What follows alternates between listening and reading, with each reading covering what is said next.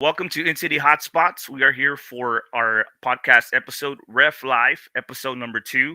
And I'm excited today because I have two great basketball enthusiasts slash experts. And I'm excited to have them here. They have an initiative that are going to be launching in the next couple of weeks. And without further ado, let's get right into it. Today we have Mr. Ruben Ramos and Mr. Ron Tatch. Mr. Ron, you want to do us the honors and introduce yourself a little bit? Absolutely, Sergio. Thank you to you for having both Ruben and I on your podcast this morning. My name is Ron Tatch. I've been in the officiating business for about 37 years. I refereed at almost every level that could be officiated except the NBA, other than spur scrimmages to work on some of my skill set. Personal side, I'm a retired elementary school principal of 26 years. I come from a family of educators. My dad was an administrator coach. He also was a basketball referee, and Ruben will talk a little bit more about him probably here in a few seconds. Uh, my position with the Texas High School Basketball Officials Association, which is THSBOA, I'm the vice president of the Greater San Antonio chapter, formerly known as the South Texas chapter.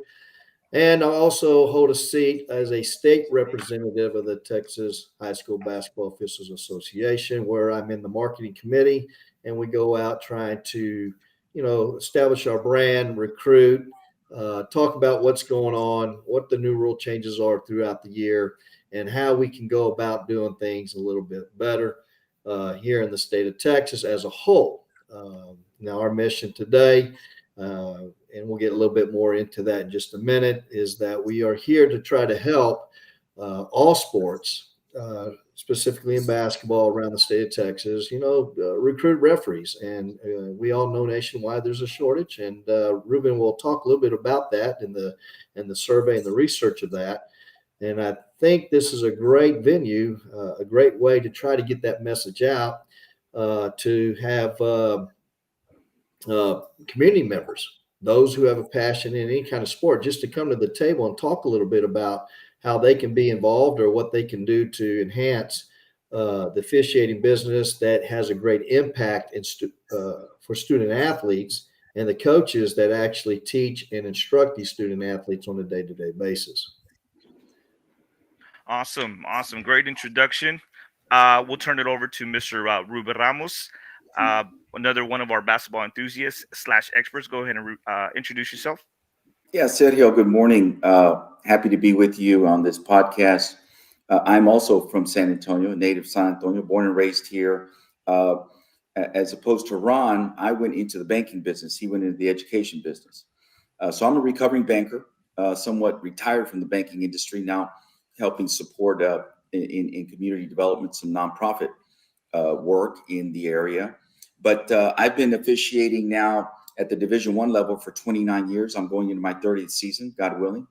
But started, ironically, with Ron, Ron's dad. Ron mentioned his father. Both of our dads were involved in sports. My dad went to Lanier High School here in San Antonio, played basketball for the legendary Nemo Herrera, and always had a passion for sports. So I grew up. My first memories are Woodlawn Gym, the smell of Woodlawn Gym in San Antonio. And so being around the game all of the time, I played baseball, I played basketball. You develop an affinity for sports, and certainly a passion for me was the game of basketball. When I stopped playing, my high school basketball coach was involved with the San Antonio chapter, and I started refereeing middle school and sub-varsity games here in the San Antonio area. Ron's father, Sergio, was the sub-varsity assignment director. And so he would call me and say, how much do you want to work and where are you working? Like my full-time job at the bank. So he was always very gracious about, once he knew I was reliable and dependable, which is two characteristics that we look at young, new officials.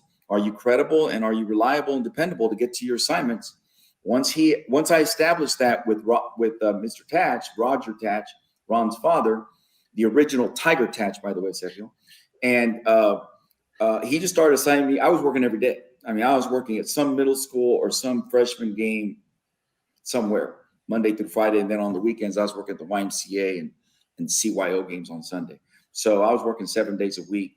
And we'll talk a little bit about that, because to really start getting into officiating, it almost becomes an addiction. You want to do more, you want to see more plays, and then you just want to refine the skill set. And that's what I think Ron is talking about in terms of introducing this training session, where we're trying to inspire and encourage, particularly young folks that played the game, both men and women, boys and girls. You want to continue with being connected to the great game of basketball. Think about sports officiating, being a referee, and what can we do to help you in that journey that takes a little bit of time and effort, but it pays significant dividends. And we establish lifelong friends, like I have a lifelong friend here, Mr. Tatch, by going through this journey of basketball officiating. So happy to be with you, Sergio, and talk a little bit more about what we're doing here in South Texas. Awesome. Excellent credentials, experiences, very relatable as well. I've been officiating for 20 years at the high school level. And yes, I can relate, right, to the friendships that have developed over the years, and just the love for the game. And that's what Ref Life is all about. Our podcast, enthusiasts that love to talk about basketball and sharing a platform to share our stories, and a platform we can educate as well. And that's where that's the route that we kind of are taking, that I had the opportunity to come across yourself, Ruben, and Mr. Ron. And, with few conversations that we've had, we're kind of on the same mission. I'm like, you know what, this would be great to be able to share, right, you all's experiences, your expertise, your knowledge to the platform that we have. And why not? Let's see what develops, and let's see what we can do from now and, futuristically. Now, I do want to get into the campaign right away. There's some great questions that I would like to ask you.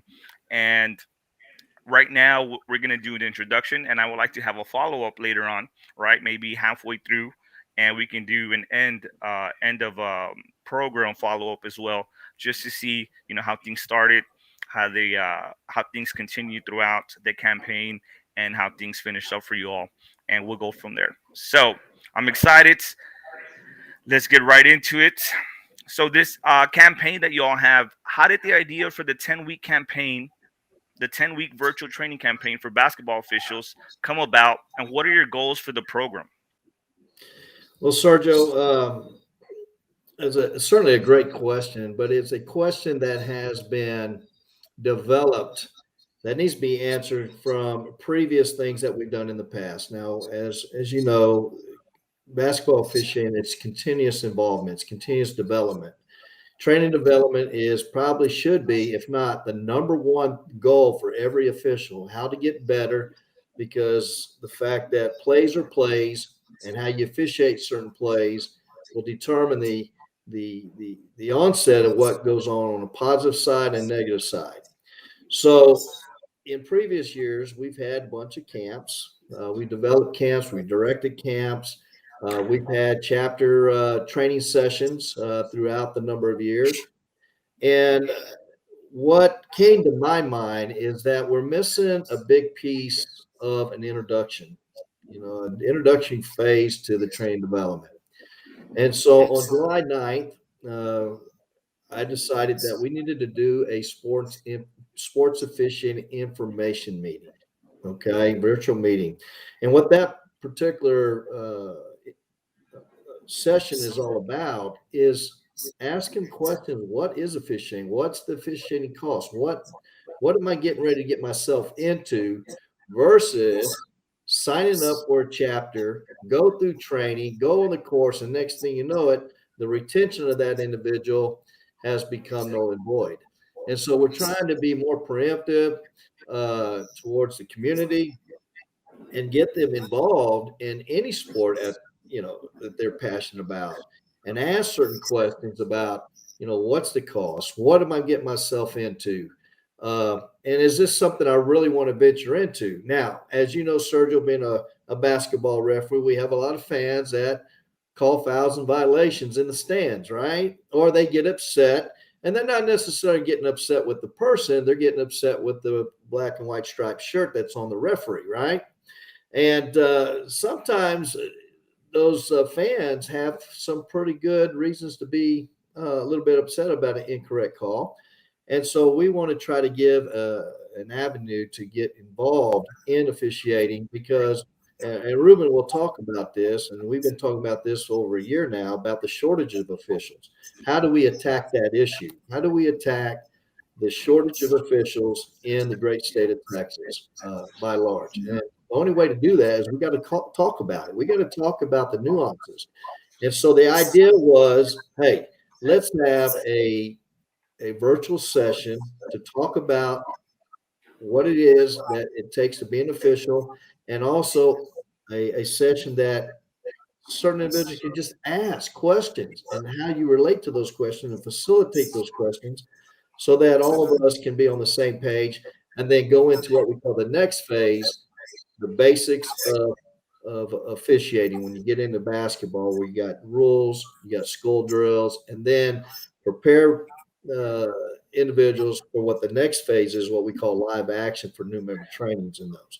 So that was the onset of that, and it certainly was an information that that kind of transpired through Ruben and I's discussion about the nationwide issue that's going on, and how do we do our part? How do we take care of our piece of the pie in that regards to the shortage of officials and specifically basketball? But we have a bigger issue as well in all the other sports. So that's how this whole thing kind of started going, coming to fruition. Can you share some of the insights into the process of identifying and recruiting basketball officials for the upcoming 2023-2024 season? And what criteria do you consider when selecting officials? Yeah, Sergio, I'm going to let Ron jump a little bit into the characteristics and some of the things that one looks for in the context of basketball officials. But I wanted to just for a moment just dovetail into some of the things that Ron was talking about. Why are we doing this? Well, we had this horrendous pandemic not that long ago, and there were repercussions from that pandemic. Number one, we all remember that season. It was the most unusual season that any of us as sports officials has ever experienced. Why? Because, well, number one, for us, there were games that had no fans or games that were canceled, postponed, and never played. We had crew members, officiating crews assigned to a game, and then one of the two or one of the three officials comes down with COVID. Now we got to scramble to find out who can replace that official.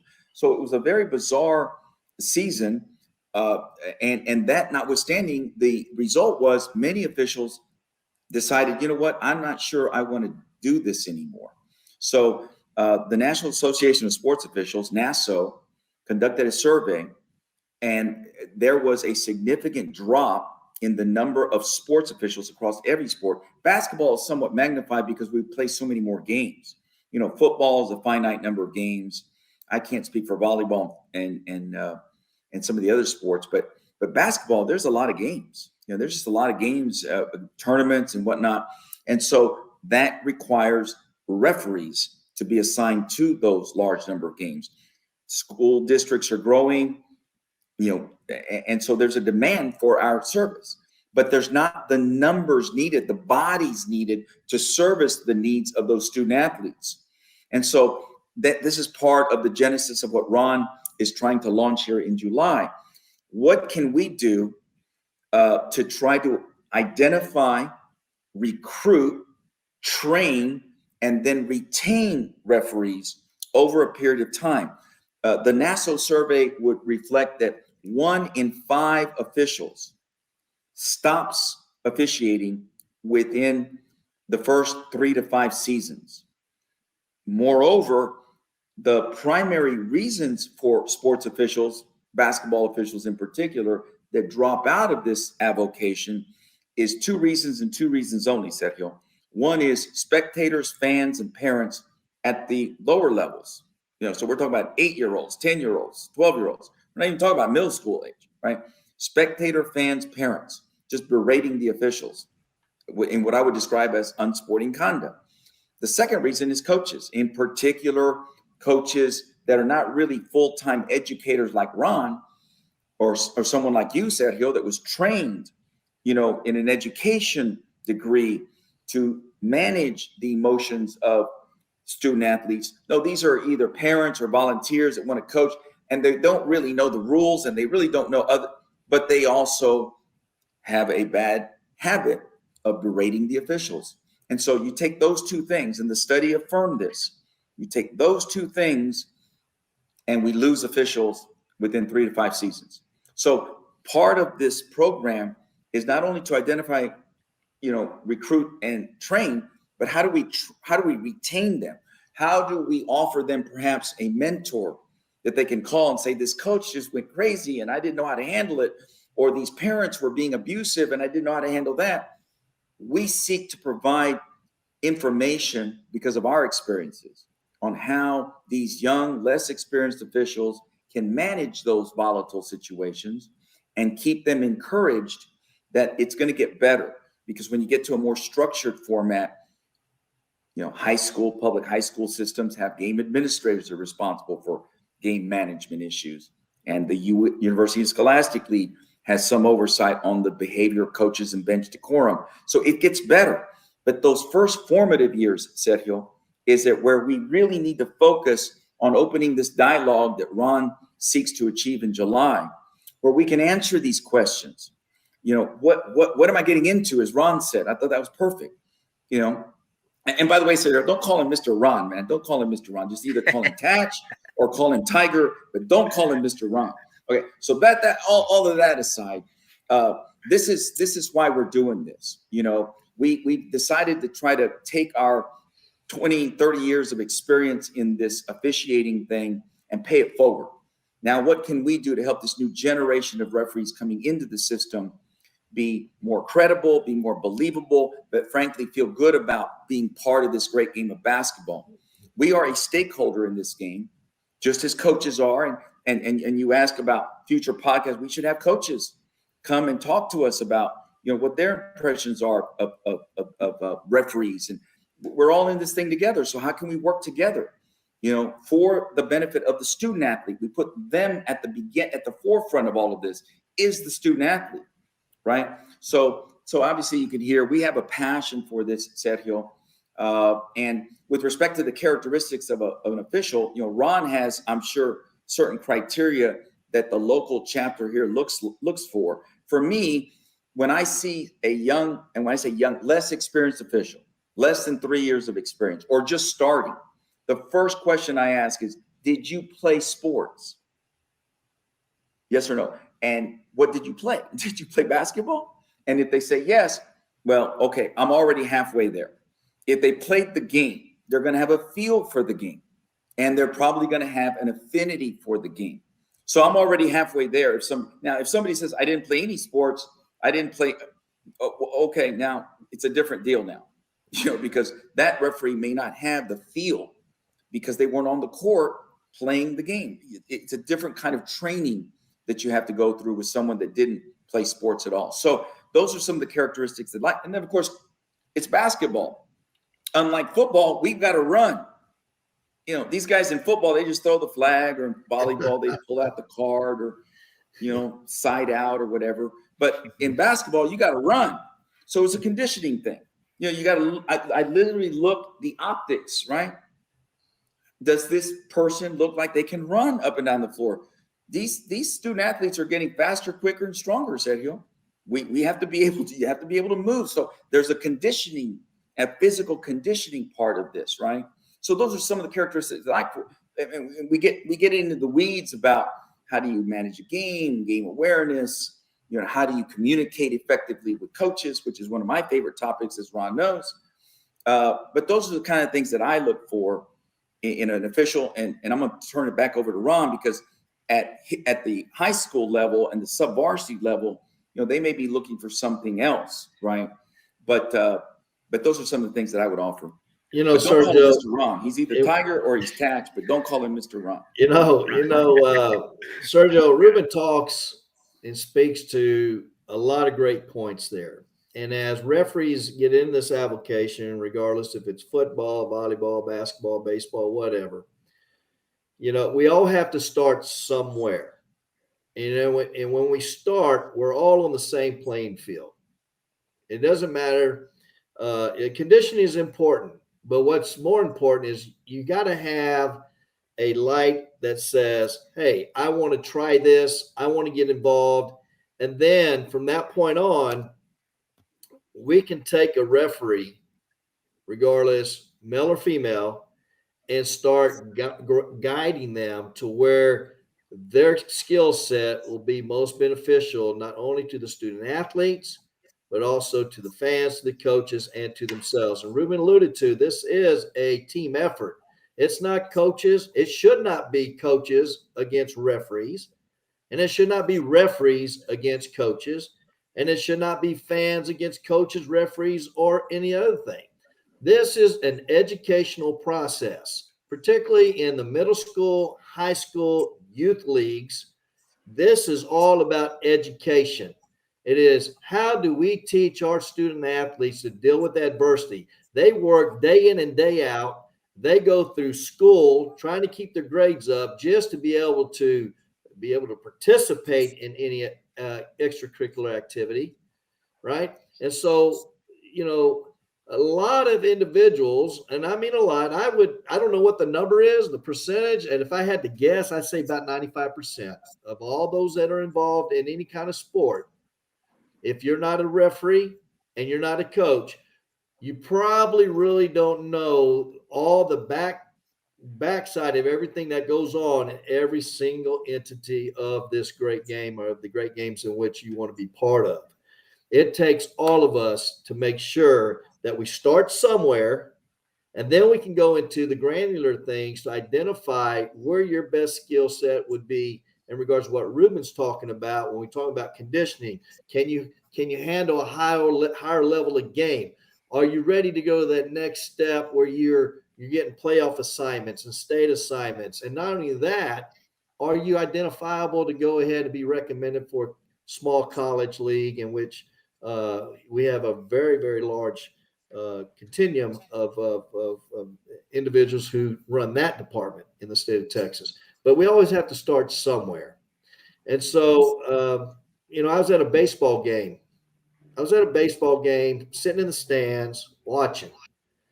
And I don't know if you know much about baseball, but I know a pitcher who throws a ball at least 75 miles an hour and the batter swings, it's foul tip. That ball comes off that bat a little faster and hits an umpire right square in the face, or in the arm, or in the leg, or someplace where it doesn't feel very good. And then that's why I don't umpire, Sergio. And then you hear someone speak that really don't understand the onset of what needs to happen in that situation by saying stuff like, "Oh, I see the umpire. You didn't practice the 100-mile-an-hour pitching machine, because what might look like an inside pitch we call a ball or strike. It don't matter." But those kind of comments, and you can hear them around basketball and football and all that.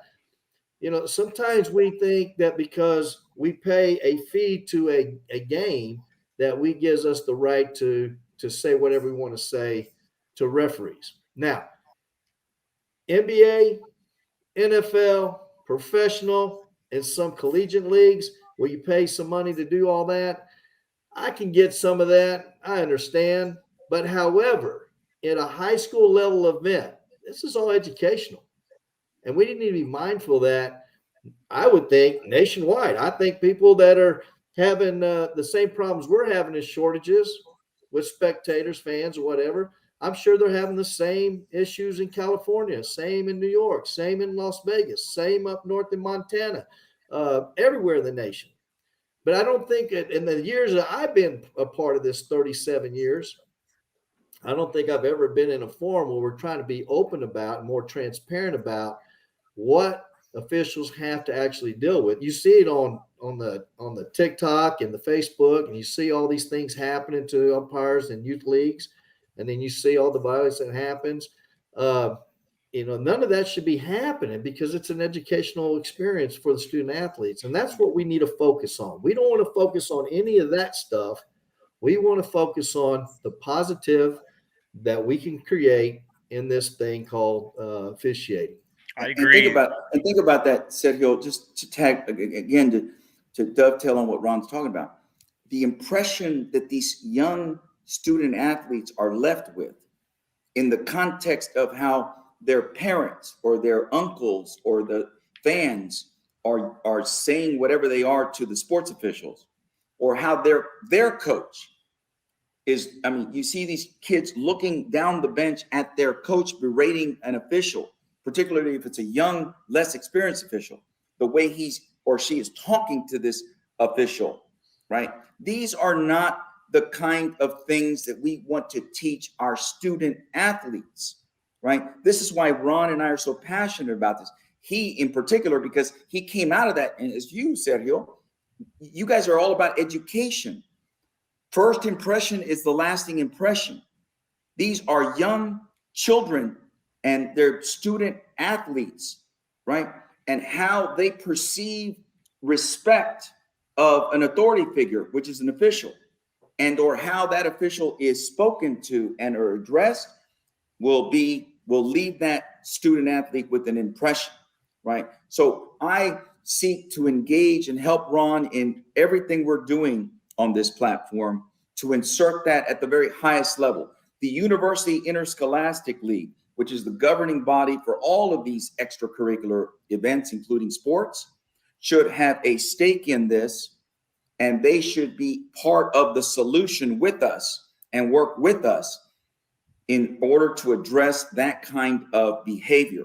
It's not acceptable in society. It's not going to serve those student athletes well as they begin their career path. And so why are we not instilling a different platform of respect and dignity, right? When we are charged to try to officiate games at the highest level. They don't make all the free throws. They don't make all the coaches' decisions correctly. We're going to miss a call. There's no such thing as a perfect game for all of these stakeholders. So let's just kind of change. We're trying to change the paradigm. We're trying to change the narrative, Sergio. You know, this is going to be part of our effort, notwithstanding, you know, showing officials how to put air in the whistle, but we're going to try to address this in a much more comprehensive way that includes what Ron is talking about with these student athletes. So on July the Great. 9th, we're having a session to try to answer some of these questions and any question related to that. When I mean that, I mean anything related to any kind of sports officiating. What's the role of the community member who wants to get involved, and we're going to try to guide them and get them in a place, get them in contact with people that might be able to help them in that regard, that achievement level. So other than that's you can see we're kind of going back, we're bantering back and forth, and we're talking and we're freewheeling here. But the whole message here: what can we all do together to provide sports officials for these student athletes, these young athletes, so that they can have their chance to perform at a very high level? I agree. I mean, this is a huge national problem, right? Everything is so chaotic, so scattered. There is no really one-stop shop into how to train or how to officiate the game of basketball at the high school level, at the sub-varsity level. Um, I think that everything that you all touched base on, I started officiating right out of high school, right? Playing basketball, and I've been through the trenches, and the trenches have been, a lot of that verbal abuse and even physical abuse throughout the years. I've been physically assaulted, at different levels of local rec leagues, it being adults, parents, or even in the men's leagues. There was a situation as well where I was physically assaulted because there's no respect for officials. Now, going back, y'all talking about the behavior of parents at local games. It is a national problem. We've seen videos, floating around social media of all the horror stories that have been going on. And I mean, just even at my local level, I coach my 8-year-old son, in his 8U basketball team, and I coached him since he was in his 6U basketball team. So it's been about 3 years, 4 years, and I see, officiating basketball for 20 years and seeing what I went through.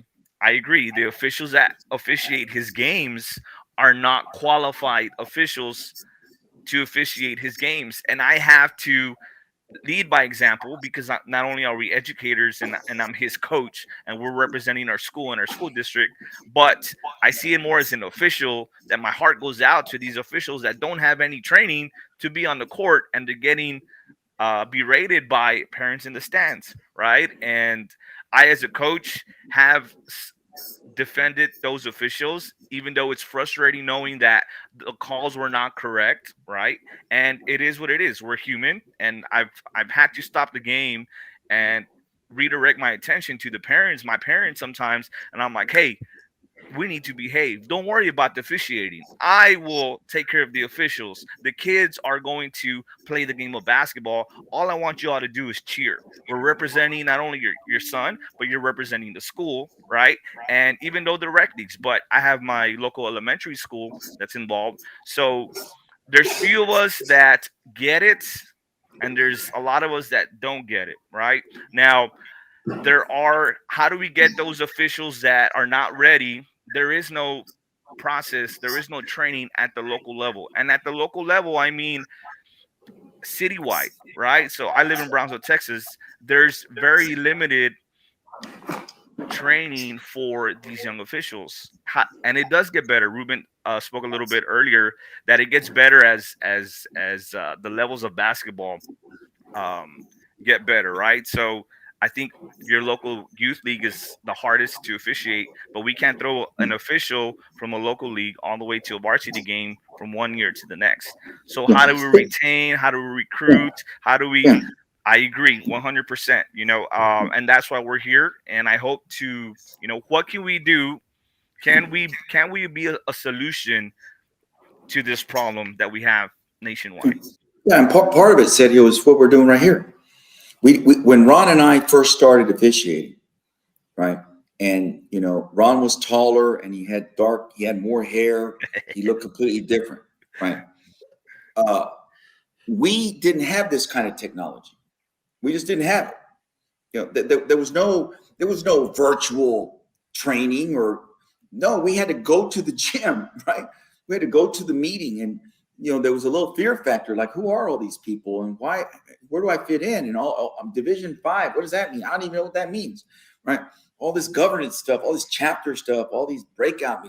No, this is a different deal now because of technology. So the answer to your question is we cannot lever technology to communicate. It doesn't matter. The folks that live in Brownsville could log into July the 9th and listen to Ron's conversation about answering any question that anybody has about anything to do with sports officiating. I mean, Ron's a football official. He was talking about that foul ball. That was him getting hit by that 75. That was him. I have the mask is in the garage. I can go show you. It's got a dent in it. But so Ron seeks to try to be very comprehensive in this approach. And then we'll take them, and I will be part of the basketball training and development program. And then Ron can point them in the right direction if they want to be a volleyball official or football or baseball, But we seek to lever technology and the ability to communicate across the state of Texas, if not beyond the borders of Texas, if not beyond the borders of the country. What, Sergio? We should do this in Spanish. Ron speaks a little Spanish. It's a little scary, but he speaks a little Spanish. The point is that we're trying to be more proactive in trying to just answer questions for folks. And when you talk about being in an adult league and attacked and all that kind of stuff, we're all in this thing together. An attack on one of us is an attack on all of us. Yeah. I can't tell you how when I hear of an official getting attacked or something, Ron's talking about, you see these things on YouTube and whatnot. It's just revolting to me, because an attack on that official is an attack on me. I'm a sports official. I happen to be basketball, but I understand what that sports official was trying to do. And he or she was trying to do their best job, and somebody decided to go down a negative path and do that. And society's getting better. This is on the advocacy part. We need to advocate for zero tolerance for abusive officials. It's an immediate felony. Or maybe at the JUCO, the youth leagues, one incident with an official means your son or daughter don't get to play here in this gym and this league ever again. We have to have a zero tolerance for this kind of stuff. And these are the things that Ron and I are trying to change, Sergio. But you got to crawl before you walk and walk before you run. And we've got to find the right stakeholders, be it UIL and Charlie Breidup, or who is it that we can engage that are stakeholders of this game to be part of the solution. And it starts on July the 9th. Speaking of that, Ruben, there was some legislation that was just passed. I don't know what the legislation number is, but there is it just passed, and it talks about how any fan that is abusive in a way that the district's going to be held responsible for taking care of that. Now, there are some nuances there. But, those incidents that we have are probably less than all the great things that happen at basketball games or any sporting event. All right. You're talking, if you got a 10,000 seat hall and you have 2 incidences, well, the ratio that's pretty low. Yes. So again, going back to this informational thing on July the 9th, getting more people involved, having this kind of dialogue about what it is that officials are trained to do and why we do what we do is paramount. And you get more information out there to the general public, and then they start to realize, well, we're not yelling at the person. We're just yelling at that black and white stripe on the football field, or on the basketball, or the blue and black shirt in baseball, or whatever they wear in volleyball and whatever else. There's a lot of positives that can come from this application to help student athletes achieve what they need to do day in and day out as they go through their high school, middle school, high school career and on to college. And if in fact they get to make it to that particular arena. So what specific training methods or resources will be utilized during your virtual training campaign to ensure that the officials are well prepared for the upcoming season? Yeah, training officials, Sergio, is now becoming much more of a science than an art. Once again, back to technology, right? Officials in any sport improve their play calling ability by watching videotape. And those videotape, that videotape are either game, you can break down an entire game, but I think for what Ron is going to do, he will probably break down games and pull certain play situations. Okay, so let's just say a module might be on block charge calls. Everybody thinks that's the hardest call. I personally don't think that's the hardest call, but okay, block charge call. Is it a block or is it a charge, right? So you pull different block charge plays from games. In this context, we'll probably pull from high school games because that's who they're going to be officiating, right? It's not a college game with the restricted area and all that kind of stuff. It's high school game, sub-varsity game. You pull video, you pull the block charge plays, and you show the audience what you look for. Well, back up. You first start talking about rule. What's the rule on the block charge, right? So you kind of lead them to, hopefully they have a rule book. Let's read the rule. Let's review what by rule makes that a block or makes that a charge. By rule. Start using that terminology. So we introduce them to correct terminology. You heard Ron earlier today say incorrect call, right? There's no such thing as a good call or a makeup call or a great call. No, it's either a correct call or an incorrect call, right? There's no such thing as a makeup call. I'll be sitting there with someone and they'll say, "Oh, that was a great call." There's no such thing as a great call. This is like my dad. My father, Dad, there's no such thing as a great call. What do you mean? That was just a correct call, right? We need to instill that terminology in these young developing officials. But to your question, we use videotape and play sequences, and they see plays over and over and over again, so that when they actually see the play, when we get them onto the court, they know how to address that play. They know the rule, and they know how to adjudicate the rule, and they know the mechanics and everything else. So we will utilize videotape primarily, Sergio, to help them. I'm sure Ron will go through perhaps some modules where he might put the rule up so they can read it, stuff like that. But it's all about plays. It's all about seeing plays on the screen and breaking down tape. We have to teach them how to break down tape. It's not anything different than what you've experienced and what we do on Sunday evenings with the Rio Grande Valley chapter. That's a whole game breakdown, though, right? What Ron is going to do is break it down into modules, and he can talk to you about what those modules are, and you pull video that's associated with each one of those specific traveling, block charge, I don't know, plays to the baskets, or whatever it is, right? And you use videotape to teach. Ron, you might want to add. That was going to be my follow-up question, actually, was how would the training program be structured over the course of the 10 weeks? And can you provide an overview of the topics and modules that will be covered? Well, it's strictly out of the rule book. We're going to start with Rule 1 and 2. We're going to talk the highlighted pieces that typically affect us the most, to give us a thumbnail sketch of something to work with.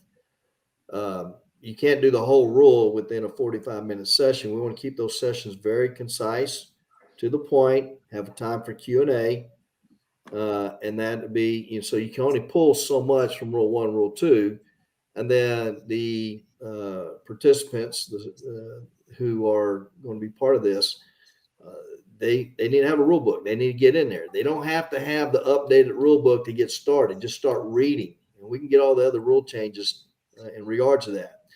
And then we want to try, like Ruben says, try to have some kind of a video, because we just don't want to sit and get. We want to see and evaluate what exactly the terminology is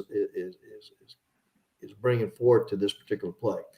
We'll do 2 weeks of that, Rule 1, Rule 2, then go 3 and 4. And then we're going to stop for a week, and then we're going to go take the participants to a gym with no players, and we're going to do what we call skull drills. And we'll go through some skull drill sessions, and that's actually doing the mechanics of things and getting their arm up and doing the signals and blowing their whistle, if they know how to blow a whistle. So identifying and working on those very fundamental structures. We have individuals been refereeing, 20 years that really don't know how to put air in a whistle, which is actually an art. You got to be skillful in doing that, because that whistle says a lot about what you're getting ready to do. And then we'll come back for 2 virtuals, and then we'll go back on the hardwood. And then we'll come back for 2 virtuals, then we go back to the hardwood, and then we'll finish up with 2 sessions on the hardwood without any players. And then the first phase of our training development in the Greater San Antonio chapter, we'll transition the new members to our new member training director, who's Mr. Roland Barra, and his team, in which the participants will then be put in live action in a camp setting, and they will be refereeing high school varsity basketball with some seasoned officials, if you will, and get them ready. Yeah. Now, Sergio, Ron used that term skull drills, right? Let's not scare people. Let's not scare people, man. It's not a skull. It's not like it's like the skull and bones. It's not like a Raider Nation thing, okay? Skull drills. Skull drills are simply going through the process of trying to help a new official with the signals. Like, show me a push, or show me a hold, or the skull drills are just basic mechanics of officiating. The signals, we could put them in a circle and they had their whistle. Okay, blow your whistle. Now, blow your whistle. It's an art. Like to Ron, you got to learn. You got to teach them how to put oxygen and air in the whistle. Because why do we blow the whistle, folks? to stop the game, right? It's not a light tweak, it's a blast, right? We have to, these are the skull drills. We teach them some of these basic fundamentals, right? Before you turn them over to Roland, before we put them into live action, as Ron's calling it, right? We want them to be a little more comfortable with, that's a lanyard, this is a whistle, right? Throw the football whistle away. We use different whistles. We don't have shirts with pockets. That's the football guys, right? We just kind of get them so that at least they look like a referee when they go out to live action, but that they're comfortable with the signals and putting air in the whistle and stopping the clock. And this is an open hand, and this is a fist. And why are you down here? Do you have an elbow problem? You know, I mean, we go through that in the skull sessions. We have them move on the court. Like, this is where the trail official stands. We show them this is where the lead official stands. This is where the center official stands. So the skull drills are critically important. Ron was a master at skull drills. He had a little bit of play calling problems, but he was a master at the skull drills. And so we learned that in an SEC training and development camp very early in our careers. And we're like, what the hell is a skull session? You know, I got a little bit of scared, like they say in San Benito, I got a little scared, man. What's a skull session? So no, they just put us out on a court. It was an outdoor court, and they walked us through how we move, how we run, how we turn our head, how we do our signals. What do we say to the score? It's the color, white, 33. You put your whole, you go through the cadence with them, and you do it over and over and over again. And guess what, Sergio? Officiating is all about repetition. It's all about repetition. And the more reps they get, the more comfortable they become. And then you put them into the live game, right? And then that's when you hope that it all comes back to them and they remember what we taught them in the skull sessions. So don't get scared with the skull session. Ron tends to scare people sometimes with the terminology, man. I agree. I mean, reps, everything we do in life is just piggybacking on that last thought that you said. Everything we do in life, the more reps we get in everything that we do, the more comfortable we get. And I agree. It's officiating is actually, I think it's even a little bit more fun than actually playing the game. And there's just so much passion that eventually, if you play the long game of officiating, if you can go through, a common term that's used is don't take things personal. Don't take things personal. And if you don't take it personal and you continue with the reps as you're speaking, I mean, time is going by. Every day goes by super fast. Every year goes by extremely fast. So by the time you know it, you're 15 years in officiating, 20 years into officiating. And, you get to actually feel the passion that you all are conveying through technology right now, right? It's some great stuff. I like that. Sergio, you make a good point right there. When you said, been in it 20 years, don't take things personal. You're absolutely correct. All right. When we mention about all of us coming together, we're not trying to make robots out of anybody. When we talk about the heightened emotional, unsporting like things, those are things that need to be taken care of. It's very hard for an individual to just not be emotional about something when you're trying to win, right? We're trying to win a game. And officials are trying to do their very, very best. And we get that there's going to be some emotions in the game. And we're not talking about subduing the emotions from a positive perspective. We're not saying, fans and coaches, they shouldn't say anything. But what we're talking about in that aspect, let's just be more aware about what kind of unsporting communication or acts that are performed so that we all can have a better job of not taking things personal on the court, and we can focus on what is at hand, and that is making the correct call and minimize the incorrect calls so that student athletes have an equal opportunity to win a ball game, regardless of what sport it is. What are the top 3 not taking things personal, what are the funniest top three, or not top three, just the funniest comments that you have heard from the stands or from a coach that to this day still sticks with you? Well, Sergio, there's a lot. There's a lot to unpack there. Yeah. But and Ron will relate to this. I had a game in Birmingham, Alabama. I was for the guy that we work with, Ron, John Guthrie, the late John Guthrie, the great John Guthrie. Talk about a guy that was ahead of his time on training referees. And I'm gonna date myself, right? So at some point in the country's history, George Herbert Walker Bush passed the NAFTA agreement, the North American Free Trade Agreement between Mexico, Canada, and the U.S., right? Kind of open up when you're on the border, so you get all that, right? And I'm running up and down the floor, and some guy, like a fraternity group, started calling me NAFTA man, because they don't see very many Latinos in Birmingham, Alabama. So I don't know why, but they just started calling me NAFTA man, like NAFTA man, NAFTA. The NAFTA guy got that call right away. And I'm like, what are they saying? And my partner said, they're saying something about NAFTA or something. I mean, what is that? Dude didn't even know what it was, right? But indirectly, they were calling out my culture, my heritage.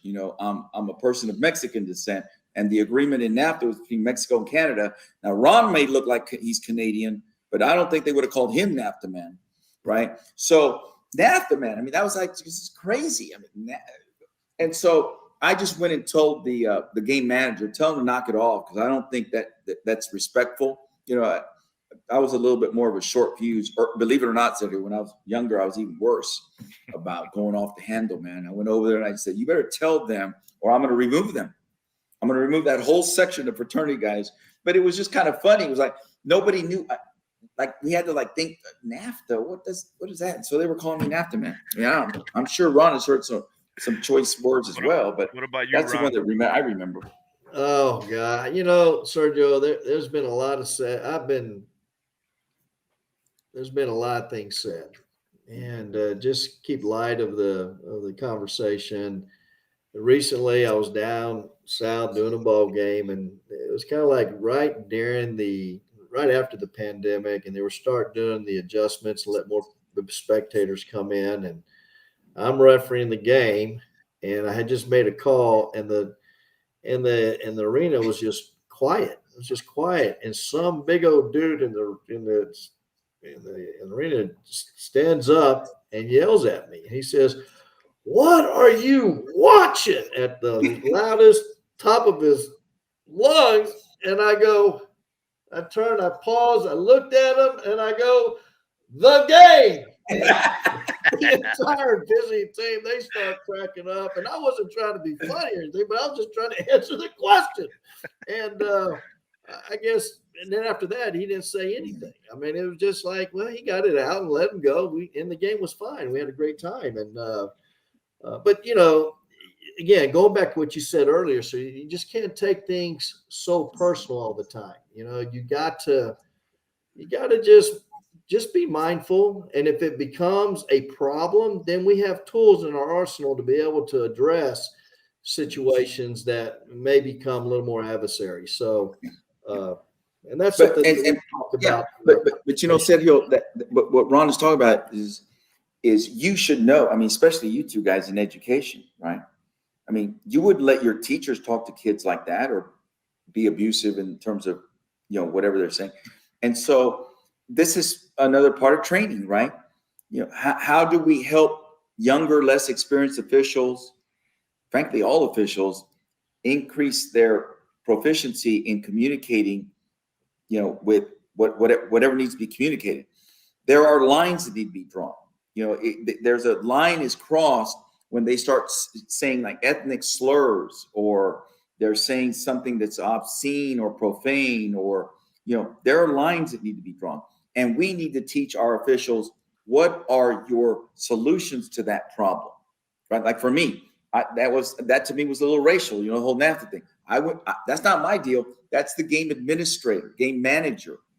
Talk to security, go over there and tell those guys, don't be saying NAFTA man anymore, or you're going to be removed, right? That wasn't under my jurisdiction.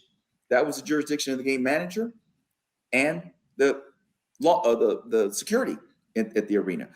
In high school and middle school basketball, they have game administrators. They have a very important role and responsibility. So, yeah, you don't want to make it personal or whatever, but there are lines that need to be drawn. And if that guy that Ron was talking about saying, "What are you watching?" Well, what if he started talking more vulgar language or getting now Ron has to address that. Besides just saying the game, I'm going to say, I'm going to go find the game administrator, right?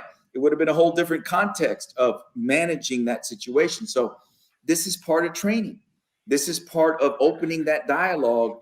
We may answer some questions on July the 9th from officials saying, I had a bad experience in a CYO game, or what could I have done? Well, we have experience and we have things that we might be sharing with them about what they can do to better manage that situation. So there's a line, don't get too serious about yourself or whatever it is you guys are saying, but there's also a line that needs to be drawn where what you're saying is not acceptable in society. It's not acceptable in the business context. It's definitely not acceptable here in front of these student athletes and these young kids. All right. And when you determine that that's improper or inappropriate, you need to address it. And we have ways of addressing it. It's not you going up there and taking them out. It's the security guy that takes them out. Right. So I agree. And that's all I'm going to say about that. Those tools are, we do have those tools. Once the official basketball, here in the state of Texas, UIL, we do have those rules that are, if you do it correctly, you don't have to, get upset. You don't have to throw a fit. You don't have to. You just have to. We have the tools necessary, like you said. You have an administrator that's going to help you out. That allows you to continue with the game. You have a follow-up UIL report that you can submit that will continue with, a situation with a fan or a situation with a coach. That's another thing too. Also, building better relationship with coaches, them understanding that it's not them versus us. Also, that they're not our superior, our supervisor that evening, that they can tell us what to do, that we're in it together. We're there to provide a service to the student athlete, and they're there to provide a service to the student athlete. And how can their service and their service as a coach and our service as an official together bring out the best in these student athletes? And we're just there to enforce the rules. We're not there to make the rules. We've never made the rules ourselves. We're like a law enforcement officer, right? He doesn't make the rules. He just enforces the rules. And a lot of time when coaches come at us, for enforcing the rules, it starts building some animosity. I know it's an emotional game, but at the end of the day, we all have to keep in mind that we're there to work together as a team, and there's no reason why there needs to be that animosity between coaches and officials. And a lot of times, fan behavior is triggered by what they see on the sidelines by coaches, right? Absolutely. How the coaches treat officials, yeah, creates an uncomfortable environment in the yes, gymnasium, yes, because that relationship, Mhm. is seen like, oh, it's us versus them. Mhm. And it's not us versus them. At the end of the day, we all work under one umbrella, and Mhm. it's under UIL, right? And we're all, I'm an educator, through the state of Texas, and our coaches are educators through the state of Texas. So we're all certified individuals, and we're all held to behave morally. We have our code of ethics, right? And it's a lot of times in our pre-games, we use this is an extension of the classroom, and it's not just for the players, it's also addressed to the coaches as well. And I have the last few years, I'm more confident in my officiating and how, I feel confident in the calls that I make compared to when I started on years, in my early years. And just, hey, coach, just keep in mind, you have any questions or concerns, but at the end of the day, we're here to work together. Is that fair enough? And a lot of times, it kind of like rattles them a little bit, but it's just a reminder. It's not me versus you. We're here to work together. And at Mhm. the end of the day, with something as simple as that, it brings down maybe, especially on a rivalry game, that, hey, coach, don't forget your emotions a little high. We're here to work together. we're working hard on both sides and stuff like that. So just building better relationships, not only, but yes, coaches on the sidelines also have a big impact on fan behavior that I've noticed throughout the years. Sergio, you need to do a blog dedicated to just that topic, managing coaches' expectations. And I would love to have Dr. Charles Bright up from the UIL on that conversation. I'd like to have a coach, a coach that coaches girls and a coach that coaches boys, successful coaches. And let's just have this conversation. Let's just have this conversation. And as Ron knows, I have a very strong opinion about how we manage coaches' expectations and my perspective on coaches, particularly high school coaches. But it all gets back down to what kind of impression are we leaving with these student athletes? And to your point, Sergio, they can instigate the crowd, right? They can serve as a catalyst. They go negative, they're going to go negative, right? And the kids go negative. Players, they feed off of that, right? So you need to do a whole separate podcast on managing coaches' expectations. And Ron knows I have a very strong opinion on this, but we have to start more effectively communicating about what can we do to change this pair. It's not us and them. We're in this for the game of basketball, right? We're not going to get every call correct. If you have a question, ask. You have to scream at me. You don't have to be disrespectful. Ask me the question. I will respond. You want to offer your opinion? I'm happy to hear it, right? But there's just different ways that we can be more effective in our running the game. They have a job. We have a job. Players have a job, right?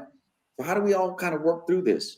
So anyway, that's a separate podcast, Sergio. And Ron knows he's not going to be able to give me coffee on that one. I don't need any coffee for that podcast. I agree. I mean, that would be a great episode to have as well, and we can make it happen. We can bring on multiple calls into our podcast callers, and we can narrow down the miscommunication that's portrayed out there in the nation, right, to fans. That will be like that eventually. I agree. Would be like, hey, well, you know what? The coaches and officials, now we understand why they need to work together. Now we understand every time we're yelling at them. Yeah, those are some good points. So I'm excited for that. I'll make a note of that. And that's to be continued, right? So anyway, and we will tell Sergio, we will tell those young, less experienced officials in this training, right? Always remember that coach, that's his vocation, not his avocation. That's his job, right? That is his. I mean, he might be a science teacher, but he's also the basketball coach, right? Or she is the basketball coach. So always keep at the top of your mind that just as hard as those kids are working out and preparing for the game, it is the coaches that are preparing for them. They take every game. I mean, they're devastated for every loss, devastated, right? Because they put so much time and effort. So we don't seek to marginalize that. We seek to have a appreciation for that and respect for that, but also respect what our role and responsibility is. And hopefully it ends up being a better game. Yeah, there's a lot of coaches that age quickly, right? Because it is a very stressful job. It's stressful in the sense that you can, prepare the best that you can, but at the end of the day, it's out of your control. How your athletes perform, you just hope that they perform to the best of their ability, right? But as a coach, you can really only just sit back and watch. And it becomes a stressful job over the years. And I've seen a lot of my personal friends that are coaches at the high school level, and they've aged quickly, a little bit faster because of the amount of stress. What are the long-term plans or initiatives that you all have in mind to sustain the progress made through this virtual training campaign beyond the 2023 and 2024 season? Well, I think what we're going to try to do as we're developing, of course, again, this is a new initiative and we're going to develop curriculum, and we're going to figure out what it is we need to do next. Now we'll start with new members, 0 to 2. And then as we get that going, in the interim, we're going to start developing what can we do to engage our 3, 4, 5, 6, 7, 9, 10, and beyond officials into something that some of the RGV chapter's doing, like breaking down video on a weekend. Make it not as intense to where you're doing it every week, maybe once a month, maybe twice a month. I don't know. We something that Ruben and I will be talking about. And then certainly we're going to start doing some developing in regards to training development, in regards to the camp setting, and bringing in high quality staff to those who want to actually enhance their officiating skill set, like y'all did down in the RGV recently. Heck of a staff, great camp environment. The officials down there in the RGV area who did not attend, I certainly would recommend that particular camp. Bert Jaime and Torres and Victor and the entire staff that was there, from what I've witnessed, was spot on. It was A+ camp, and a lot of people got a lot of information, and were able to figure out, I didn't know I wasn't blowing the whistle right, or I didn't know I was getting my hand up right. I looked like that, and so you see yourself doing the right thing until you see yourself on camera, and when they do that, that's when they'll get the aha. So Sergio, that's when they say, you know what, I got to stop eating 3 breakfast tacos. I need to go down to 1 breakfast taco. True. Right? Because I don't look good on videotape, right? So What you about go from 3 breakfast tacos to 1. What about cost? Last question. Cost associated with participating in the training. The first initial session, what's it take to be a referee, or whatever we term it, I don't know what we called it. The first session, it don't cost you anything. Okay. The second, third, fourth, 10th, it really doesn't cost you anything other than you need to register with THSBOA, your local association. Ours is Greater San Antonio. And if you want to be part of that, you be part of them being a member of our chapter. And that the whole idea is to help recruit referees to our chapter that are in the local vicinity. For those who are members, going to be the RGV, you got to get in touch with the RGV people to talk about the cost in regards to their registration and how to become a member. So this whole first session is ask the questions, be more preemptive, be more proactive than reactive, versus come on, be a member, pay X amount of dollars, get in week 1, 2, and then you've done bought uniforms, paid your registration, and now you don't want to do it anymore. Now you wasted all that money doing all that versus what? Having some information to make a better decision if you want to venture into an application called basketball officiating or any sport. So good deal. Well, thank you. Just last 30 seconds of y'all's time. On a personal note, Ron, I'm going to ask you, rain or sunshine? Rain. Rain, chocolate or vanilla? Chocolate. Phone call or text? Phone call. Comedy or drama? Comedy. Early bird or night owl? I'm both. Coffee or tea? Coffee. Summer or winter? Oh, summer. Summer, awesome. Ruben, your turn. Rain or sunshine? All the opposite of Ron. Okay, rain. Chocolate Next or one. vanilla? Vanilla. Phone call or text? Text. Comedy or drama? Drama. Early bird or night owl? Night owl. Coffee or tea? Coffee. And summer or winter? Winter, because let the checks begin. The summer. The checks are better in winter than the summer league checks. Fantastic. Gentlemen, it's been a pleasure. Thank you all for joining us this one time. We'll definitely do it again. And we'll to be continued. Absolutely. Thank you, Sergio. Have a great afternoon. Bye-bye. Take care. You too. Bye-bye.